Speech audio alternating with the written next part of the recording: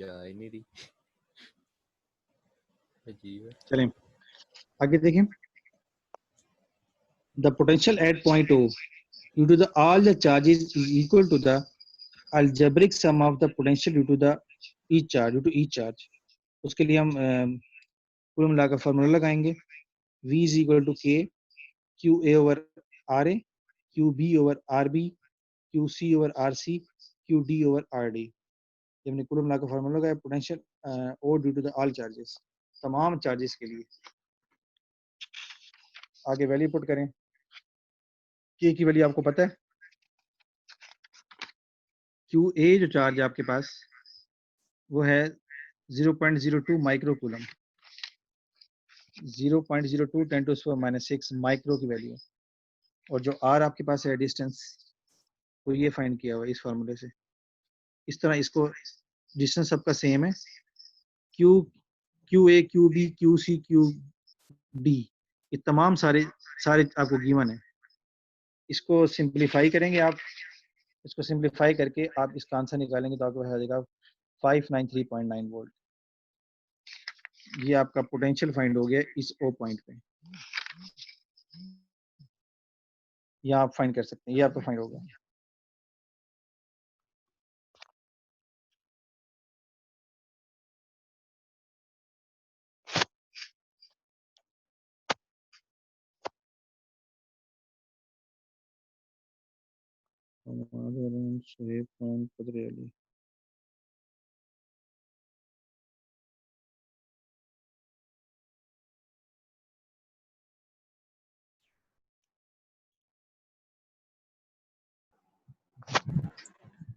अस्सलाम वालेकुम सर। वालेकुम सलाम। आप पहले कहाँ थे? सर आपने तो क्लास नहीं लेनी थी। नेक्स्ट आपका है field and potential gradient. Sir कितना पढ़ाया गया तो बता दें सर, मुझे पता था आपने आज क्लास नहीं लगाई नहीं, और हसान ने बताया था आपके घर बिजली नहीं है। आप ना थोड़ा सा रिवाइज कर लें इसको, पिछला इसको रीड कर लें। जहाँ से समझ नहीं आता मुझे बताएं, फिर मैं आपको आगे बताता हूँ। नहीं आपने 11.7 एग्जांपल 11.6 एग्जांपल, इसको देख लें जरा।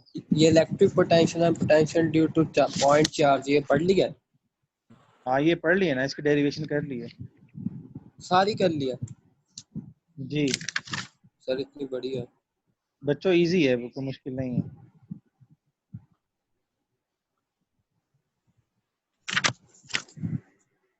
ओके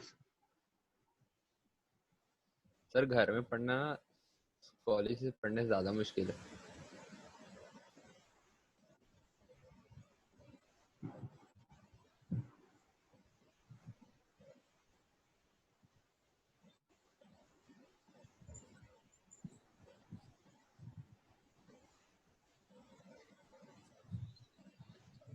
सर आप मुझे ओवरव्यू दे सकते हैं इसका,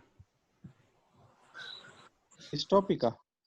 सर ये वाला इलेक्ट्रिक पोटेंशियल एनर्जी मैं कहीं काम गया हुआ था सर। यहाँ तक पढ़ा था ना हम लोगों ने, यहाँ तक कितने?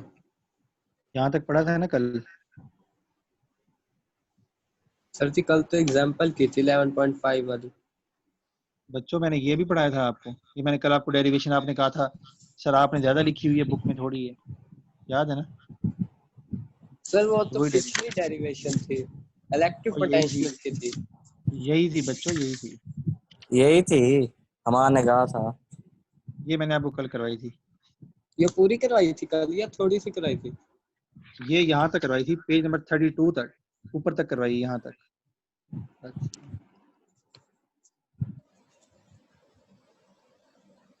आगे वो कह रहा है कि हमने एक डिस्टेंस लिया है इन्फिनिटी पॉइंट से यहाँ तक, हमने इस डिस्टेंस को पैचेस में डिवाइड कर दिए, पॉइंट्स में डिवाइड कर दिए, R1 R2 R3 and so on B तक, A से B तक का डिस्टेंस। अब A से R1 का डिस्टेंस वो कहता है यहाँ पे इतना स्मॉल है कि हम यहाँ पे इलेक्ट्रिक इंटेंसिटी को कांस्टेंट लेते हैं, मतलब है चेंज नहीं हो रही। हालांकि हम जब यहाँ मूव कर रहे हैं इस साइड पे तो इलेक्ट्रिक इंटेंसिटी चेंज होगी, लेकिन हमने ये डिस्टेंस इतना स्मॉल है कि हमने कांस्टेंट ली इलेक्ट्रिक इंटेंसिटी। तो हम यहाँ पे ले रहे हैं आर ए और R1 is equal to R, तो R A R1 is equal to R, तो आर सबसे पहले हम ये वाला डिस्टेंस फाइंड करेंगे, फिर उसके बाद 1 बाय 1 सारे हमारे पास फाइंड हो जाएंगे। तो R1 R A is equal to R होगा, क्योंकि हम ये डिस्टेंस बहुत स्मॉल है और इलेक्ट्रिक इंटेंसिटी कांस्टेंट है, जिस वजह से हम इसको R1 आर ए को आर स्केयर, यानी ये भी आर, ये आर ए भी आर की इक्वल है, R1 भी आर की इक्वल है। उसके बाद हम डेल आर निकालेंगे, डेल आर है हमारे पास है R A minus R one, R A minus R one, ये डेल आर है। इस क्वेश्चन में पुट करें, इस क्वेश्चन में del W equal 1/4 epsilon naught Q Q over del R, del R की जगह पे आपने पुट किया R A minus R one, ये देखें R A minus R one, और जो नीचे आर स्केयर लिखा हुआ है, इस आर स्केयर की जगह आपने पुट किया R one R A, R one R A, ये आपने पुट कर दिया यहाँ पे, ठीक है। अब हम सिर्फ इसको सॉल्व कर रहे हैं, इस चीज को, इसको छोड़ के इसको सॉल्व कर रहे हैं। आर ए ओवर, यानी इसके आर ए के नीचे इन दोनों को डिवाइड करें, आर वन के नीचे भी आर ए आर वन को डिवाइड करें। जी जी, एलसीएम लेके फिर वही हो जाएगा, ठीक है आगे। हाँ, कट होगा तो सिंपल यही आ जाएगा। फिर ये वैल्यू आपने वहां पुट कर दी, ये था आर ए से आर वन के लिए। अब है आर, ये क्या लिखा हुआ है, आर वन से आर टू तक, यानी पहले आर वन ए से आर वन, फिर आर वन से आर टू तक का ये मतलब डिस्टेंस। सिमिलरली वैसे ही हो गया। हाँ, ये आर वन से आर ए था, ये आर टू से आर वन होगा, आर वन से आर टू। इस तरह आर बी से आर एन तक लिए, तमाम वर्क डन को कंबाइन कर दिए, तो आर बी से आर तक का एरिया का डिस्टेंस आ गया आपके पास। तो उसके बाद आर ए जो है ये इन्फिनिटी पॉइंट पे है, जिस वजह से ये वन ओवर इन्फिनिटी ये जीरो हो गया। आगे सिंपल है जो मैंने आपको बताया, इसको आर ए को असल में हम इसके अंदर वर्क डन फाइंड कर रहे थे इंफिनिटी पॉइंट तक। हाँ, वर्क डन फाइंड कर रहे हैं, पोटेंशियल फाइंड कर रहे हैं। इंफिनिटी पॉइंट तक। हाँ,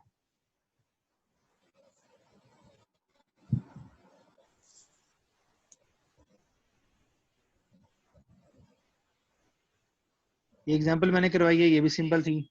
उसके बाद 11.2 एग्जांपल, ये भी आप देखें, ये भी सिंपल वैल्यू पुट करनी है आप लोगों ने। इसको आप एक दफा रीड कर लें। ये आगे तो नहीं पढ़ाया 11.8? मैंने पेज नंबर 36 नहीं पढ़ाया अभी, ठीक। 11.17 एग्जांपल करवाई है, 11.8 एक टॉपिक नहीं पढ़ाया अभी।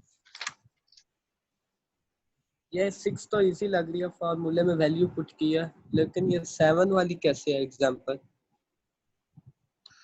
इसको आप जरा एक दफा रीड करें, मैंने भी समझाई थी आपको, फिर मुझे बताएं।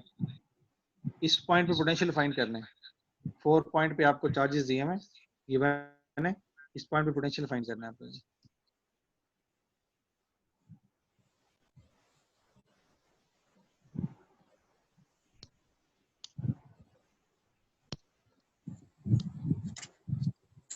बच्चे वही करवा रहे हैं सर। पहले इसका डायगोनल का डिस्टेंस फाइंड करेंगे। हाँ, इसका डिस्टेंस फाइंड करेंगे अब ईच चार्ज के लिए फ्रॉम पॉइंट ओ।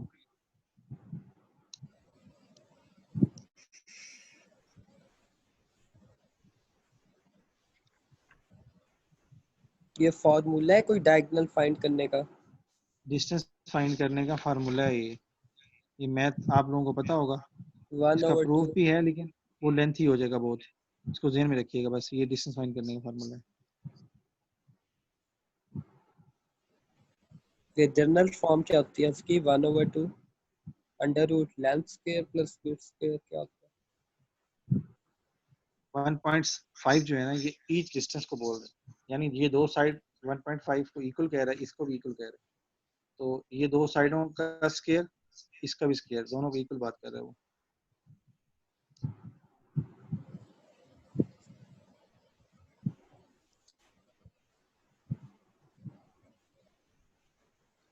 आगे सिंपल उसने कूलम लगा के वैल्यू पुट की है, चार्जेस सारे गिवन है, आर ए आर बी सारा आपके पास ही गिवन है, इसकी वैल्यू पुट कर आंसर निकाल लें इसका।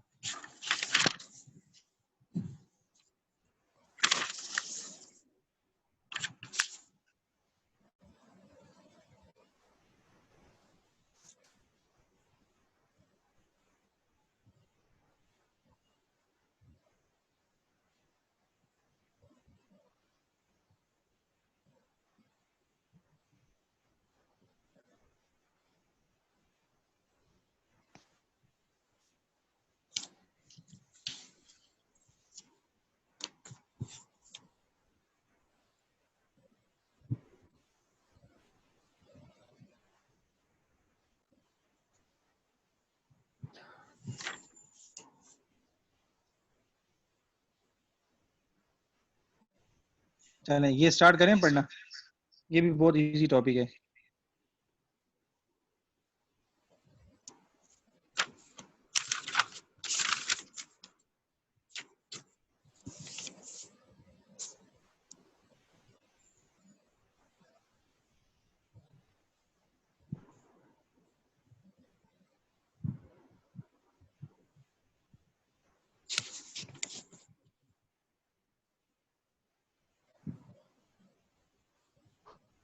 स्टार्ट करें बच्चों? सर कर दें सर। मैं रीड करके पढ़ा रहा हूँ, ये भी बहुत सिंपल है। Electric field is very difficult to represent in diagram. Diagram में हम रिप्रेजेंट नहीं कर सकते, हम तो अंदाजा लगाते हैं ना यहाँ तक फील्ड है उसकी इतनी है। Both strength and direction can be indicated at every point in the field. Direction और इंडिकेट, इसकी इनवर्ड है, इसकी आउटवर्ड डायरेक्शन है। ये हम इसको फील्ड को जो है ना सही तरह रिप्रेजेंट नहीं कर सकते डायग्राम के through. As an alternative to field lines diagram, contour map of the electric field can be drawn using equipotential lines। ये आपको नजर आ रही है इक्विपोटेंशियल लाइन। काउंटूर मैप्स यानी एक मैप के तौर पे आपको बताया गया है कि इलेक्ट्रिक फील्ड लाइंस को हमने इस तरह रिप्रेजेंट किया हुआ है डायग्राम में। An equipotential line connects point in space, हमने ये लाइन लगाई है और स्पेस से इसको यहाँ से इस चार्ज पे कनेक्ट किया है। Where the potential of an electric field is the same as shown figure, आपको नजर आ रही है। इलेक्ट्रिक फील्ड देखें सेम है बिल्कुल इस पॉइंट की और इसकी, यानी चार्ज की पॉजिटिव की आउटवर्ड है, ये इन्होंने फील्ड ड्रॉ की हुई है। नेगेटिव की इनवर्ड है जो इसमें सर्कल लगा के मैप के तौर पे शो किया हुआ है। For a point charge V is equal to Q over 4 pi epsilon naught R हो गया। पॉइंट चार्ज का मतलब है एक स्मॉल चार्ज, छोटा चार्ज, एक सिंगल चार्ज जिसके लिए इसने Q1 Q2 यूज नहीं किया, सिर्फ Q0 यूज किया एक के लिए। इस वजह से पॉइंट चार्ज की बात होगी तो हम Q0 ही यूज करेंगे। So all points, all the same distance r from the charge will have the same potential. The equipotential line from circle centered on the charge. तमाम लाइन सेंटर पॉइंट से same distance पे हैं। देखिए आपको जो line नजर आ रही है सेंटर पॉइंट से सेम डिस्टेंस पे हैं बिल्कुल, इनके दरमियान आपस में जो फासला इनका वो भी सेम है। If there are two more charges present, then the potential at any point is the sum of the potential due to each charge। ये आपको नजर आ रहा है डायग्राम, पॉजिटिव और नेगेटिव। तो कह रहा है इफ देयर आर टू और more charge present then the potential at any point.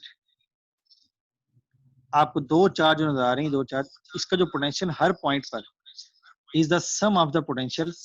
अगर इस तमाम के पोटेंशियल को सम करें तो ईच चार्ज, दोनों चार्ज का पोटेंशियल होगा वो।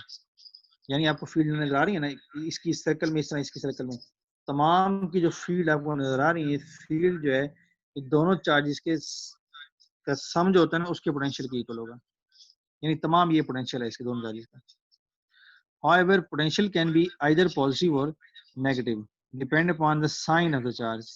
पोटेंशियल नेगेटिव भी हो सकता है, पॉजिटिव भी हो सकता है, ये साइन पे डिपेंड करता है, नेगेटिव और positive pay. The same basic idea is true on the equipotential map। The closer the line are together, the strong the field is at the point।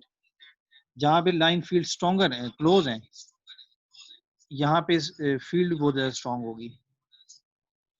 If the equipotential line are closer together, जहाँ पे ये close हैं, the electric potential energy must be changing by large amount in small distance। जहाँ पे potential कम हो रहा है वहाँ पे उनके दरमियान जो लाइन है वो भी बहुत फार अवे है, यानी डिस्टेंस बहुत ज्यादा है। यहाँ पे जहाँ पे क्लोज है वहाँ पे स्ट्रॉन्ग इलेक्ट्रिक फील्ड है। And there must be a large force acting, और एक दूसरे को जो फोर्स लगा रहे हैं ये भी बहुत ज्यादा लगा रहे हैं दूसरी की तरफ। The exact relationship can easily be derived for the field of a point charge if a test charge Q0 is moved a small distance from the point A and B। हमने एग्जैक्ट इसकी अगर electric field line find करनी है ना, तो हमें क्या करना पड़ेगा, हम एक चार्ज और लेंगे, टेस्ट चार्ज, जो हम इसकी फील्ड के अंदर लेकर आएंगे। जहां से वो अट्रैक्शन रिपल्शन होना शुरू होगी, तो हमें यहाँ से अंदाजा होगा कि इसकी फील्ड लाइन यहाँ से शो हो रही है और यहाँ मूव कर रही है। यानी हमें अगर टेस्ट करना है तो एक पॉजिटिव चार्ज को बीच में लाना पड़ेगा, जहां से हमें इसकी अट्रैक्शन रिपल्शन से अंदाजा होगा कि इसकी फील्ड कैसे शो हो रही है। या वो जो आपने प्रैक्टिकल किया था 10th क्लास में, कंपस वाला, जिसमें अगर हम चार्ज के नियर अबाउट या मैग्नेट के नियर अबाउट वो कंपस लेकर आते हैं, उसकी नीडल जो है वो इस तरह मूव करती है। Work done on test charge बराबर है force acting multiply by distance move. हम जब एक टेस्ट चार्ज को इसके अंदर लेकर आऊंगा, तो जाहिर है मुझे फोर्स लगानी पड़ेगी और डिस्टेंस होगा, डिस्टेंस कवर करेगा वो चार्ज। जैसे मैंने पहले एग्जांपल दी थी आपको कि मैं एक फील्ड के अंदर एक टेस्ट चार्ज लेकर आया हूँ, उसको मैं इनसाइड मूव करवा रहा हूँ। जितनी मैं फोर्स लगाऊंगा, उतना ही वर्क डन होगा और उतना ही डिस्टेंस कवर होगा। तो वर्क का फार्मूला क्या होता है, एफ डॉट डी होता है ना, एफ डेल आर, ये वर्क का फार्मूला है। In an electric field the force acting is equal to the charge time the field strength. Force acting is equal to the charge time the field strength. जाहिर है force जितनी हम ज्यादा लगाएंगे, field strength उतनी ज्यादा लगेगी उस पर। ये आपने फार्मूला पढ़ा हुआ, F is equal to Q naught E, is equal to F over Q था, F is equal to Q naught E हो गया। तो यहाँ से देखें वर्क डन का क्या फार्मूला हुआ, इस एफ की जगह पे क्यू नॉट ई पुट करें, W is equal to E Q naught del R, W is equal to E Q naught del R. Now the work done on the charge is equal to the decrease in electric potential. Work done on the charge is equal to the decrease in electric potential. So क्या मतलब इस बात का,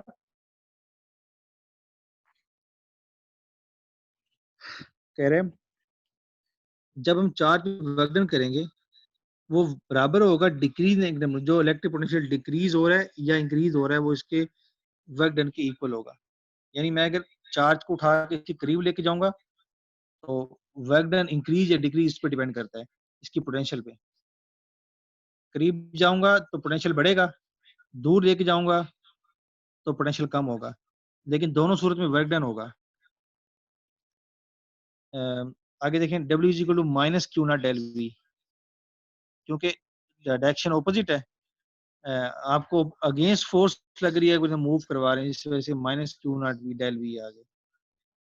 तो इन दोनों equation को compare कर लें आप, इस इक्वेशन को और इस इक्वेशन को।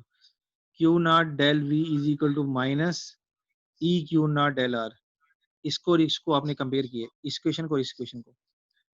तो डेल ये हो गया, ई क्यू नॉट से कैंसिल हो गया, तो E is equal to minus del V और डेल आर आ गया। ये इक्वेशन ध्यान में रखना आपने, ये आगे भी यूज होनी है। E is equal to minus del V और डेल आर। इलेक्ट्रिक फील्ड जब चेंज होती है तो पोटेंशियल भी चेंज होता है। डिस्टेंस कम करेंगे तो इलेक्ट्रिक इंटेंसिटी जो है वो बढ़ेगी, डिस्टेंस ज्यादा करेंगे तो इलेक्ट्रिक फील्ड इंटेंसिटी क्या होगी, कम होगी।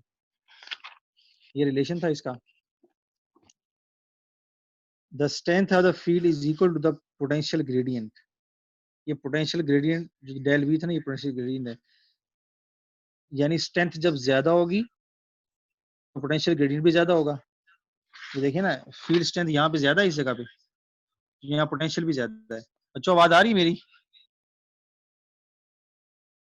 जी आ रही है। जी सर आ रही है। इस पॉइंट पे पोटेंशियल ज्यादा है, तो नहीं आ रही यहाँ क्या? पे आपके पास स्ट्रेंथ ऑफ फील्ड भी ज्यादा है, तो पोटेंशियल ज्यादा होगा। The rate of change of electric potential del V with respect to the displacement del r is known as potential gradient.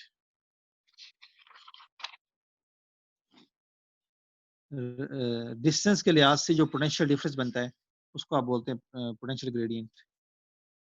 यानी डिस्टेंस कम करेंगे तो पोटेंशियल कम होगा, डिस्टेंस ज्यादा करेंगे तो पोटेंशियल ज्यादा होगा, डिस्टेंस कम करेंगे तो पोटेंशियल ज्यादा होगा। ये इस पे डिपेंड करता है, इसको बोलते हैं पोटेंशियल ग्रेडियंट। यहाँ वही बात कर रहे हैं, the rate of change of electric potential del V जो था विद रिस्पेक्ट टू डिस्प्लेसमेंट, यानी डिस्टेंस की वजह से जो पोटेंशियल में चेंज पैदा होता है, डिस्टेंस को कम या ज्यादा करने से पोटेंशियल में जो चेंज पैदा होता है उसको बोलते हैं potential gradient. Rectifying indicate that the direction of the field is opposite to the direction in which the potential is increasing। जब पोटेंशियल इंक्रीज होगा तो क्या होगा, हम एक चार्ज को फील्ड के अंदर जब लेके जाएंगे, अंदर लेके जाएंगे तो हमें अगेंस्ट द फील्ड वर्क करना पड़ेगा, तो पोटेंशियल इंक्रीज होगा तो साइन नेगेटिव का आ जाएगा। This relationship between field strength and potential gradient is analog to gravitation field, बिल्कुल ग्रेविटेशन फील्ड की तरह है। इसको आप रीड करें, जहां समझना है फिर मुझे बताएं।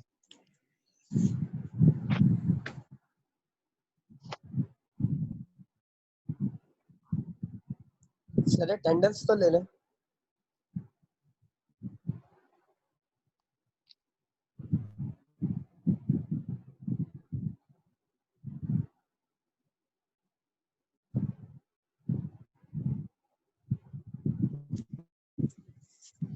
इसको जल्दी से रीड कर लें आप लोग, मुझे बताएं अगर समझ ले नहीं ली आता। आपने? जी ले ली, मेरी भी ले लो सर एक दफा, पता नहीं आपने अपनी गलती की। मैंने अभी ली है, अभी अभी आपकी भी ली है।